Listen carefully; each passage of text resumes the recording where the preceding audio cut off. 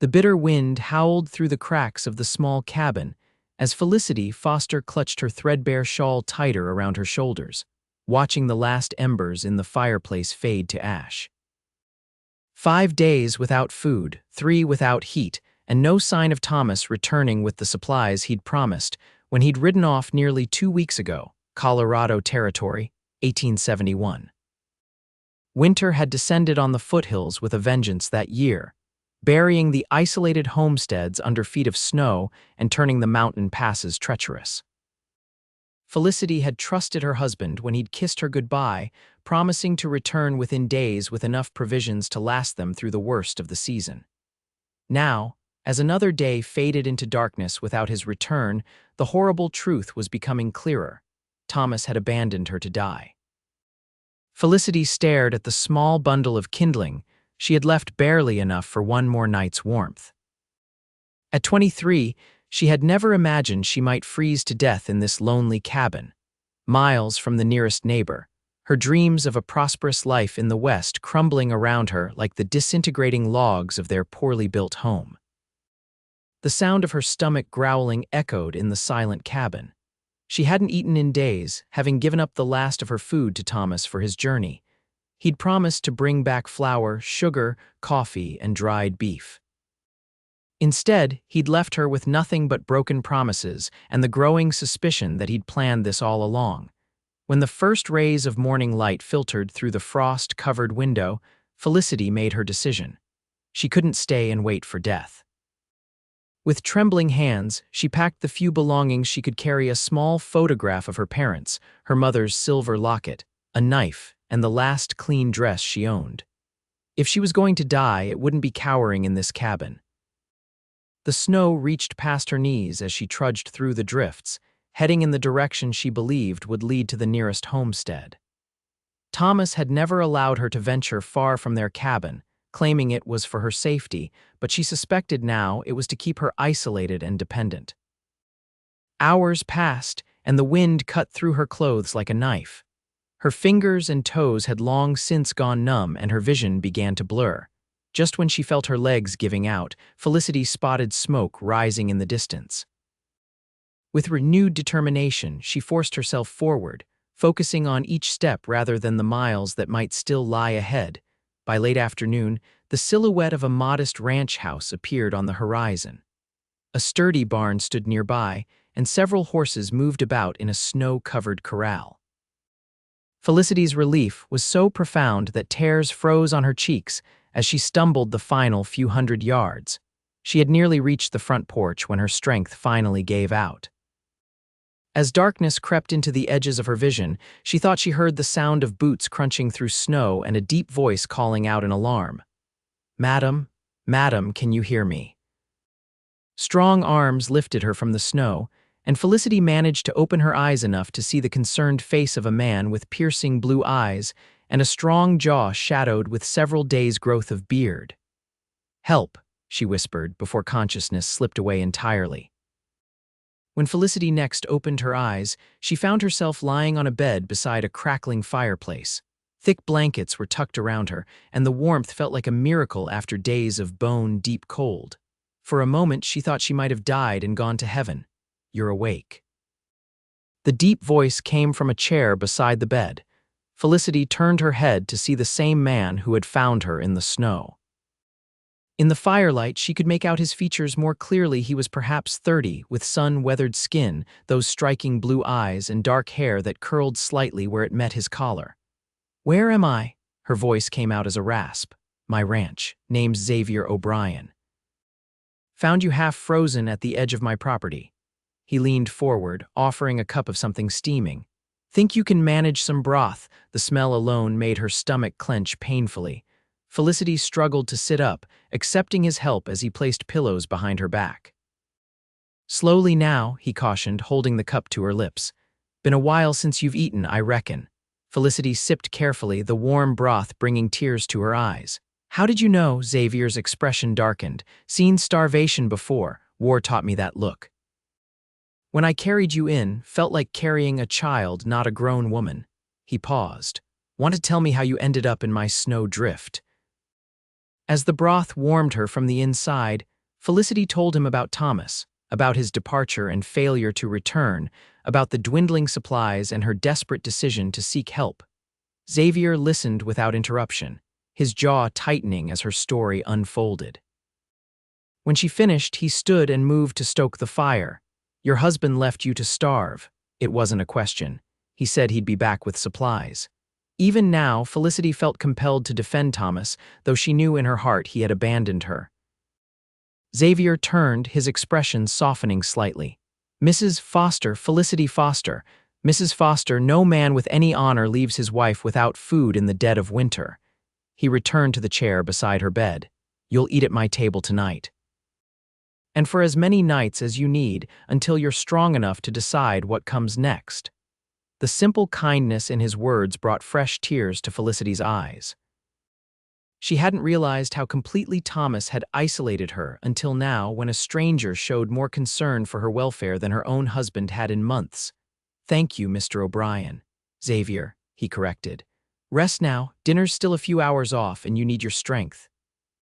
Over the next few days, Felicity's body began to recover from the ordeal. Xavier proved to be a surprisingly competent cook, preparing hearty stews and fresh bread that he insisted she eat until she couldn't manage another bite. Each meal strengthened her, and with that strength came clarity about her situation. Xavier's ranch was modest but well-maintained, with a herd of about 50 cattle wintering in the sheltered valley behind the house. He employed 2 ranch hands, brothers named Joseph and Matthew Dunbar, who lived in the bunkhouse near the barn. The 3 men worked from dawn to dusk, clearing paths through the snow, feeding and checking on the cattle, and making repairs to fences and outbuildings. By her 4th day at the ranch, Felicity insisted on helping with household chores. Xavier protested at first, but relented when she explained that keeping busy would help her mind as well as her body heal. "Was beginning to forget what a tidy house looked like anyway," he admitted with a wry smile as she swept the kitchen floor. That evening, as they sat before the fire after dinner, Felicity finally asked the question that had been nagging at her. "Where is Mrs. O'Brien?" Xavier's expression remained neutral, but his eyes reflected a momentary sadness. "Never been one. Came out here from Missouri after the war, built this place on my own." "You've never married," he shrugged, "been busy establishing the ranch." Besides, not many women looking to marry a man with nothing to offer but hard work and isolation. Felicity thought about her own decision to marry Thomas. He'd been charming, promising adventure and prosperity in the West. The reality had been far different: a hastily built cabin, endless work, and growing resentment as their dreams failed to materialize. "Sometimes what looks promising turns out to be fool's gold," she said softly. Xavier studied her face for a long moment. "Your husband, you think he's coming back?" Felicity stared into the flames. "No, I think he found an easier path somewhere else." The admission hurt less than she expected. Perhaps she had known the truth for longer than she cared to admit. "What will you do?" Xavier asked. "I don't know. I have no family left back east, no money of my own." She twisted her wedding ring, a simple gold band that had belonged to Thomas's mother. "I suppose I could try to find work in one of the towns come spring." Xavier nodded thoughtfully. "No need to decide tonight. You're welcome here as long as necessary." As January gave way to February, Felicity settled into life at the ranch. The brutal cold continued, but inside Xavier's home, there was warmth, food, and gradually, a sense of security she hadn't felt in years. She took over the cooking and cleaning, mended clothing, and even learned to help with some of the ranch chores when the weather permitted. Xavier, she discovered, was a man of few words but consistent actions. Each morning, he rose before dawn to begin the day's work. Each evening, he returned to share meals with her, sometimes reading aloud from one of the books he kept on a small shelf, or telling her stories about the cattle drives he'd led before establishing his own ranch. One evening, as a particularly fierce blizzard raged outside, Xavier returned from the barn with snow crusting his coat and hat. "All secure?" Felicity asked, taking his outer garments to hang by the fire to dry. "For now. Joseph and Matthew are staying in the barn tonight to keep an eye on the new calves." He rubbed his hands together, trying to restore circulation to his fingers. Felicity guided him to the table where a hot meal waited. "Sit before you fall down. You've been out since before dawn." Xavier obeyed with a tired smile. Beginning to sound like a wife, Mrs. Foster. The comment hung in the air between them, and Felicity felt her cheeks warm as she turned to fetch the coffee pot. When she returned to the table, Xavier was staring at his plate, a furrow between his brows. "I apologize, that was inappropriate," he said stiffly. "No offense taken," she assured him, pouring his coffee. "It's just—" She hesitated. "I'm still married, at least in the eyes of the law," Xavier nodded once, his expression carefully neutral. "Of course." The meal continued in awkward silence, broken only when the wind rattled the windows with particular force. As Felicity cleared the dishes, Xavier moved to stand before the fire, his back to her. "I've been thinking," he said finally. "Come spring, I'll need to ride to Denver to arrange the cattle sale. Could make inquiries about your husband while I'm there. Might be a way to resolve your situation." Felicity set down the plate she was drying. "You would do that," Xavier turned to face her. "You deserve to know the truth, one way or another." Something in his steady gaze made Felicity's heart quicken. For weeks, she had been trying to ignore the growing feelings she harbored for this quiet, honorable man who had saved her life and asked nothing in return. "Thank you," she said simply, unwilling to examine too closely the mix of hope and fear his offer inspired. February gave way to March, and though winter maintained its grip on the high country, occasional days of sunshine brought hints of the spring to come. During one such reprieve, Xavier invited Felicity to ride out with him to check on a portion of the herd grazing in a protected valley. Mounted on a gentle mare, Felicity followed Xavier along a narrow trail that wound through stands of pine and aspen. The air was crisp and clean, the landscape a patchwork of white snow and emerging green where the sun had melted the drifts. "It's beautiful," Felicity breathed, taking in the vista as they crested a small rise. Xavier nodded, a rare smile softening his features. "Best view in Colorado territory, according to me." Below them, cattle grazed on winter dry grass exposed by the melting snow. The valley was sheltered by mountains on three sides, creating a natural protection from the worst of the winter storms. "This is the heart of the ranch," Xavier explained as they rode down toward the herd. "Good water, good grass, natural barriers against predators and weather." Felicity watched him as he spoke, struck by the pride and love in his voice. This land was more than property to Xavier, it was a dream made manifest through years of hard work and determination. "You've built something remarkable," she said. Xavier glanced at her, surprise evident in his expression. "Most see just a modest spread, not worth much compared to the big operations further south." "I see a man who carved a life out of wilderness through his own hands and heart," Felicity replied. "There's honor in that." A flush of color touched Xavier's cheeks, and he looked away quickly. "Your husband was a fool," he said after a moment, his voice low. Before Felicity could respond, a gunshot echoed through the valley, causing the cattle to start and the horses to prance nervously. Xavier's expression changed instantly, alert and wary. "Stay close," he ordered, turning his horse toward a stand of trees where the shot seemed to have originated. Heart pounding, Felicity followed, scanning the tree line for any sign of danger. They had nearly reached the edge of the forest when three riders emerged from the shadows, rifles in hand. Xavier pulled his horse to a stop, his body tense. Felicity reined in beside him, immediately sensing the hostility emanating from the strangers. "O'Brien," the lead rider acknowledged with a curt nod. He was a heavy-set man with a beard streaked with gray and cold eyes that assessed Felicity with open curiosity. "Vargas," Xavier replied, his tone neutral but guarded. "Hunting's poor sport in winter." Vargas's mouth twisted in what might have been a smile, "just clearing some vermin." "Didn't realize I'd crossed onto your land." His gaze shifted back to Felicity. "Don't recall seeing this lady before." "Mrs. Foster is my guest," Xavier said, his posture subtly shifting to place himself between Felicity and the strangers. "Is that so?" Vargas exchanged glances with his companions. "Interesting.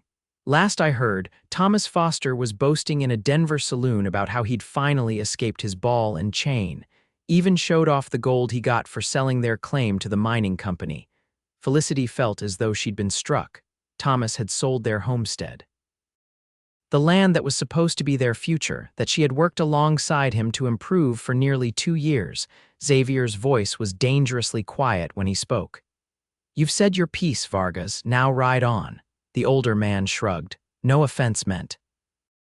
Thought the lady might want to know her husband's enjoying the company of Denver's finest women while spending the money from land that was half hers by rights.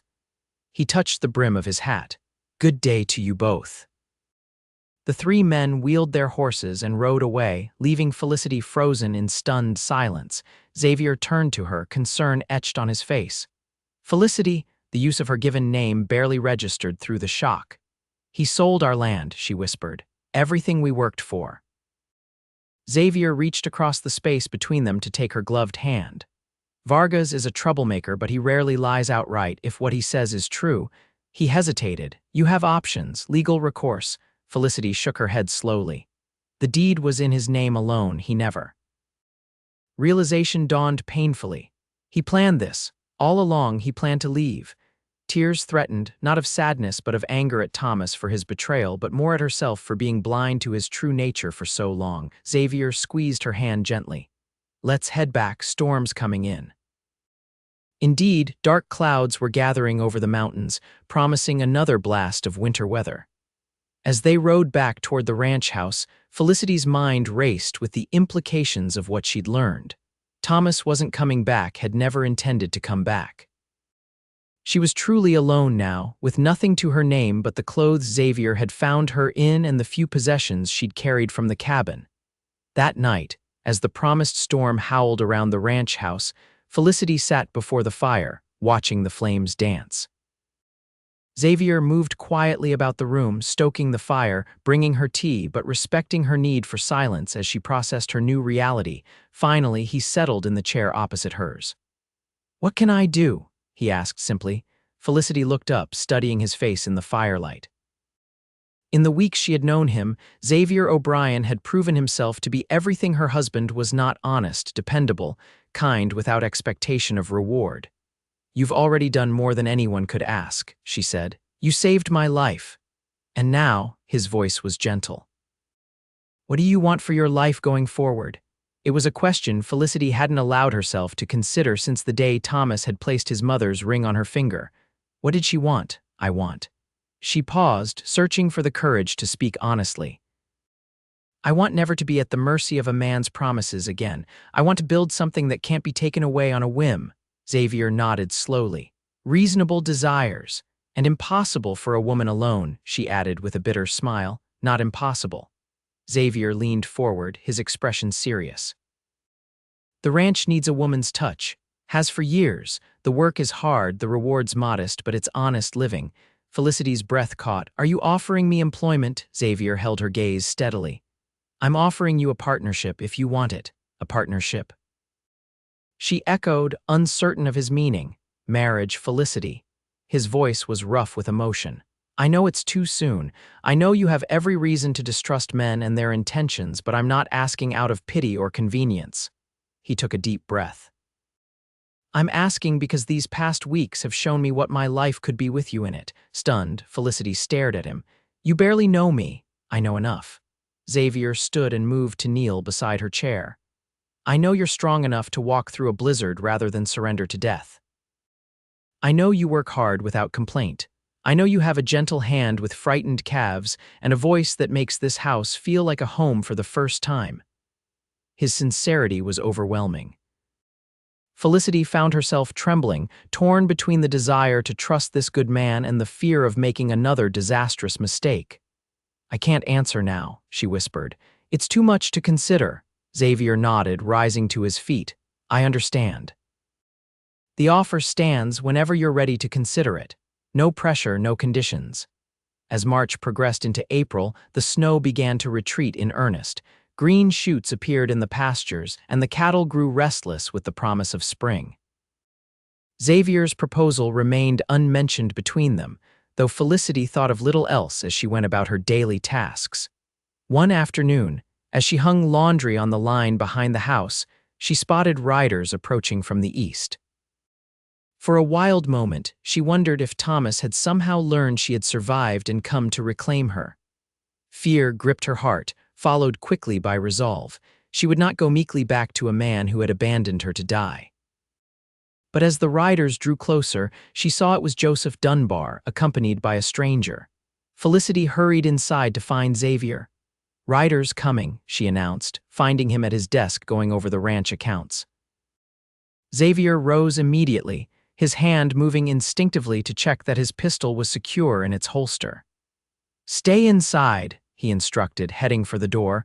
Felicity followed him to the porch, unwilling to hide while uncertainty loomed. She watched as Joseph and the stranger dismounted in the yard. "Mr. O'Brien," Joseph called. "Met this gentleman on the road, says he has business with Mrs. Foster." The stranger removed his hat, revealing a balding head and spectacles. "Samuel Whitaker, madam, attorney from Denver." He approached the porch, reaching into his coat to withdraw an envelope.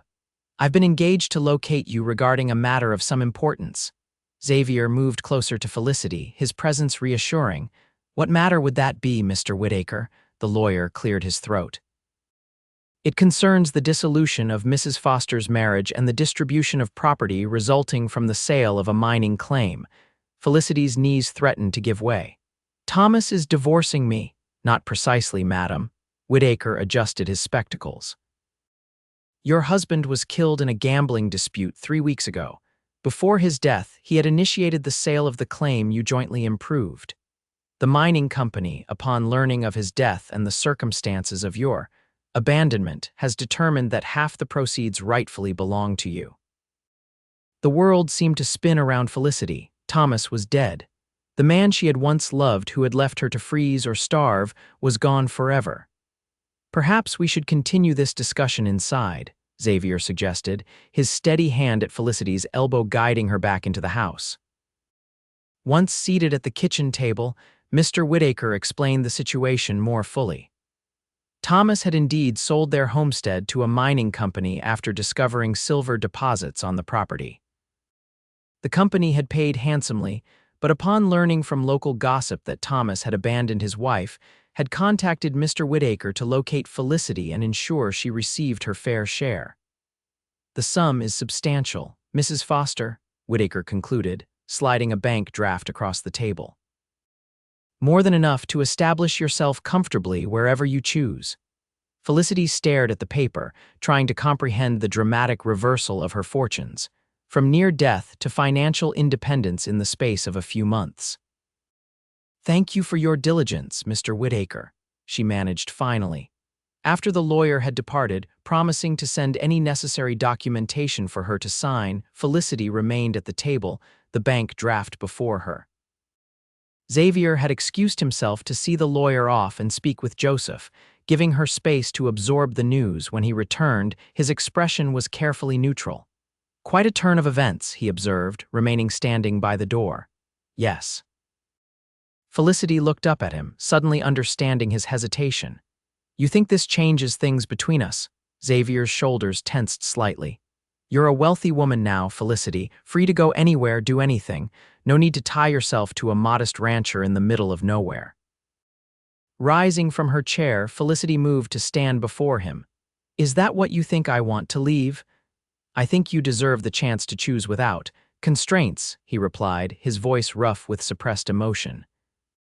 Felicity studied his face, the strong lines, the honest blue eyes that had looked at her with kindness from the moment she had awakened in his home.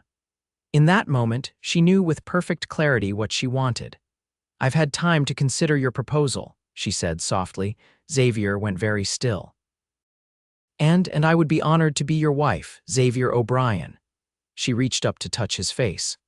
"Not because I need a protector or provider, but because I've come to love the man who said you'll eat at my table tonight and asked nothing in return."